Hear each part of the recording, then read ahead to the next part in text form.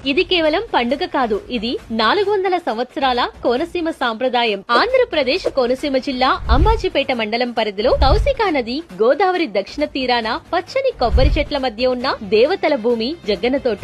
జగ్గనతోట చుట్టూ 11 శైవ క్షేత్రాలు ఉన్నాయి. ఈ క్షేత్రాల నుంచి ఏకాదశ ప్రభలు కనుమ రోజున బయలుదేరుతాయి. ప్రభ అంటే దేవుని పల్లకి. కనుమ రోజున ఏకాదశ రుద్రులు జగ్గన్నతోటలో కలిస్తే ఐశ్వర్యం, సుభిక్షం, లోకక్షేమం కలుగుతుందట. ప్రభలు ఉదయం 10 గంటల తరువాత మొసళ్లపల్లి నుంచి పెద్ద ప్రభ, చిన్న ప్రభ ముందుగా బయలుదేరుతాయి. తర్వాత పాలగుమ్మి ప్రభలు, వెనుక వైపు నుంచి కే పెదపూడి ప్రభలు, సెంటర్ రోడ్ లో నుండి ముక్కామల, నేదనూరు, వక్కలంక, ఇరుసుమండ, వ్యాఘ్రేశ్వరం, పుల్లెటుకూరు ప్రభలు జగ్గన తోటకు చేరుకుంటాయి. గంగలకూరు అగ్రహారం ప్రభలు కౌశిక నది పాయను దాటి జగ్గన తోటకు చేరుతాయి. ఇది ఈ తీర్థంలో అత్యంత ఆకర్షణీయమైన ఘట్టం.